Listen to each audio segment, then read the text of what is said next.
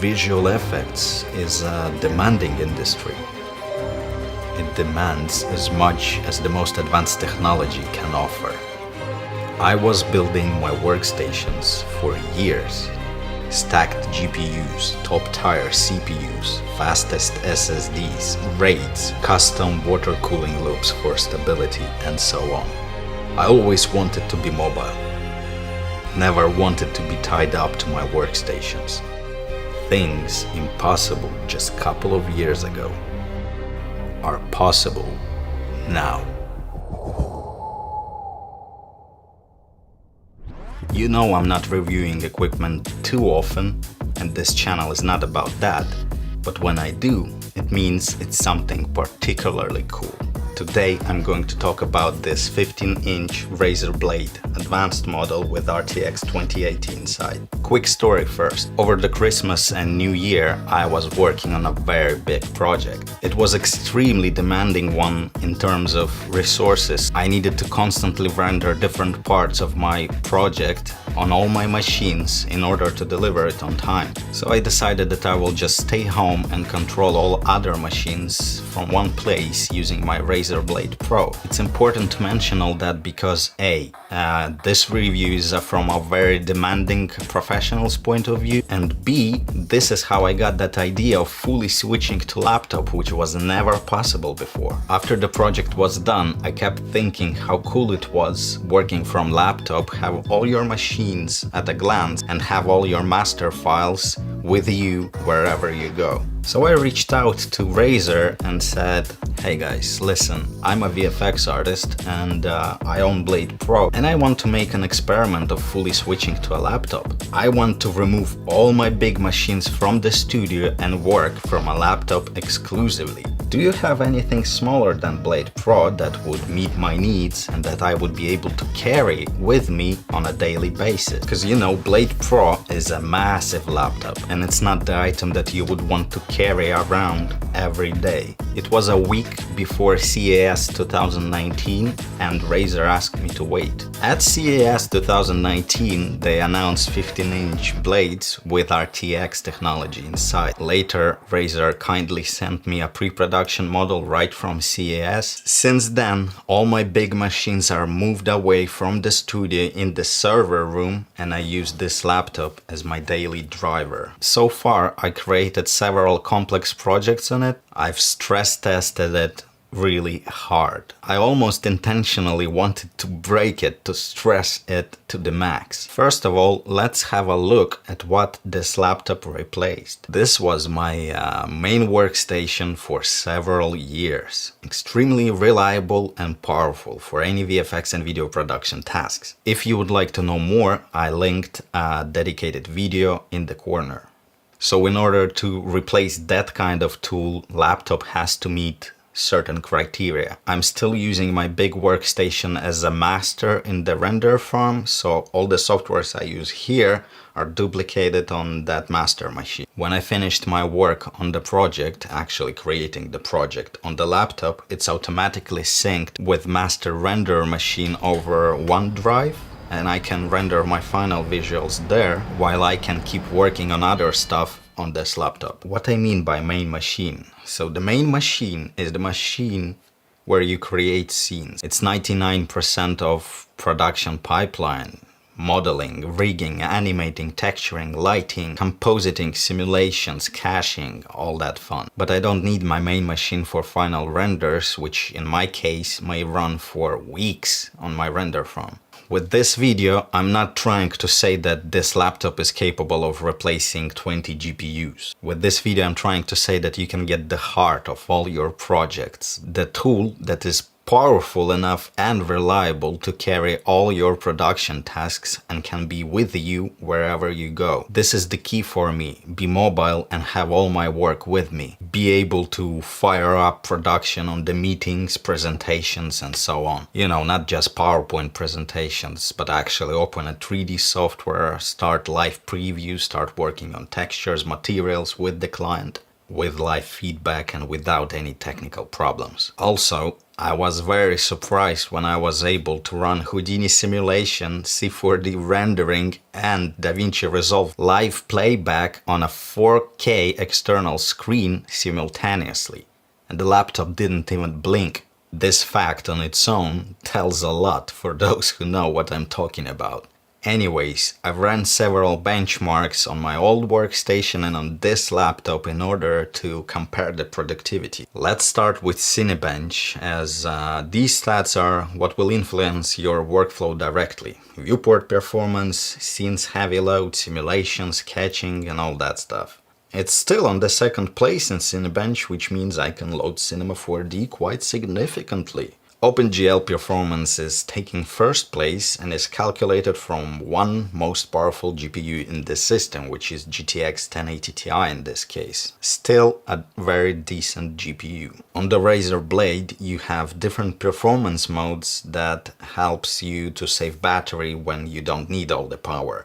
So I tested balanced mode and creator mode. As you can see, the difference in CPU performance is quite significant, with top performance taking third place in the benchmark, slightly lower result than my big workstation. OpenGL performance is significantly better than my big workstations, meaning some of the features in the software such as Fusion, After Effects and Cinema 4D will run much better thanks to RTX. Talking about RTX, you probably heard that it's quite a big deal in the world of graphic cards. The technology is very new and not yet fully optimized in almost all the softwares, meaning it will get even more powerful in the future. Powerful GPU is quite important for me.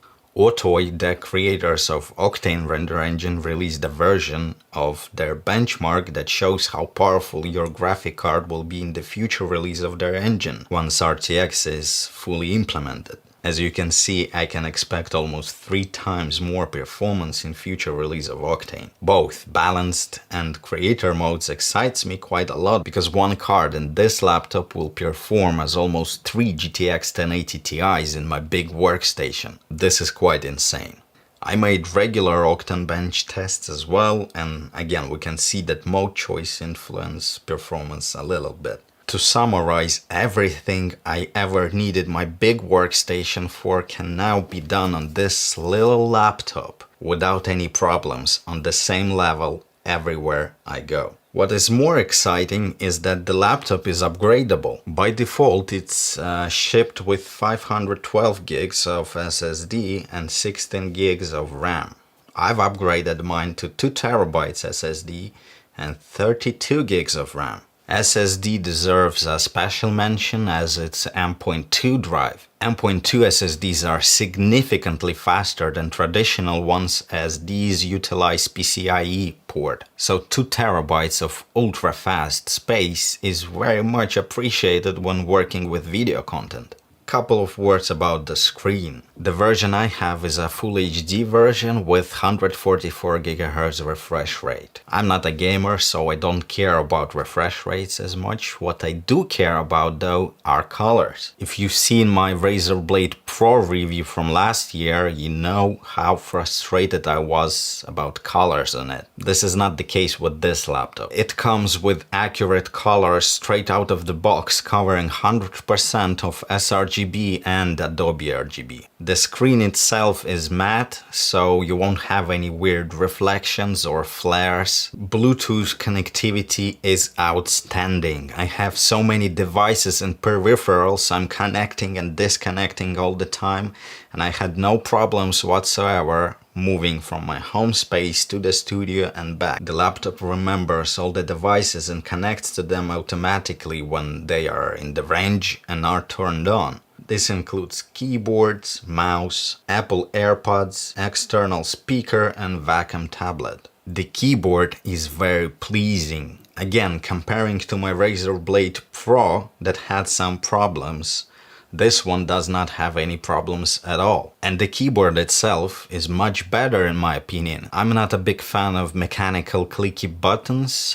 This one is very quiet. Of course, the keyboard is equipped with Razer's famous RGB illumination. I've set all my Razer stuff to just white color, but you can go crazy if that's something you desire, as every single key is customizable. Touchpad is big and very responsive to Windows gesture controls. The ports. All the standard stuff is there. Charging port, 2 USB 3.1 ports and headphone jack on the left side, mini display, HDMI, another USB 3.1 and Thunderbolt port on the right side. I would love to have Ethernet port and SD card reader though. It's not a massive flaw, but brings certain inconvenience for sure. In the studio I have a small dongle for Ethernet cable, and at home space Ethernet is connected to the Razer Core, which also hosts my external 1080 Ti and feeds my external monitor. So with the Core, all I have to do is plug the Thunderbolt cable to have external screen plus wired internet. I can live with that because I need external card reader for my FS7 anyway, because it utilizes XQD cards. The speakers are really decent, and what I like the most is that they sound good when the laptop is closed. I use the laptop closed on a vertical stand when connected to external screen, so this was a very pleasant surprise. Finally, what made it all possible without glitches in such a small form factor is, of course, clever cooling. I'm not going to pretend I understand the engineering, but the whole surface of the laptop doesn't even get hot while under load. The hot air is efficiently blown out from back vents, and my decision to use laptop on a vertical stand helps a lot. The laptop has a free access to air and plenty of space to blow it out. RTX 2080 inside is Max-Q version, which tells you that it's a special version that helps with cooling. As for the regular use cases, Razer equipped the laptop with bigger rubber pads to ensure free air access on almost any surfaces. The positioning of air intakes vents, in my opinion, is not the best one, but it's the same across all Razer laptops. If you want to use the laptop on your knees and would sit comfortably, you will fully block the intake. To justify such a decision though, it's a gaming laptop, and I doubt you would play games or work with a laptop on your knees. It's just uncomfortable. And if you're just browsing internet on a sofa, it doesn't get hot.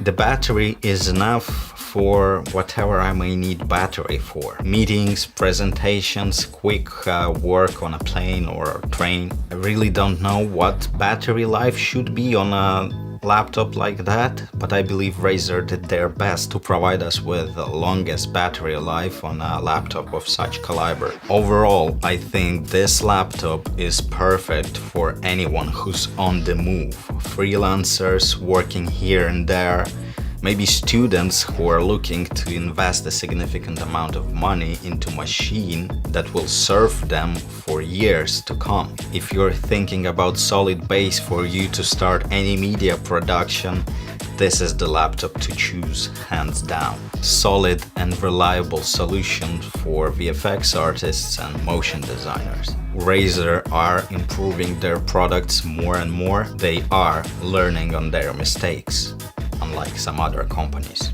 Won't say any names. Peace.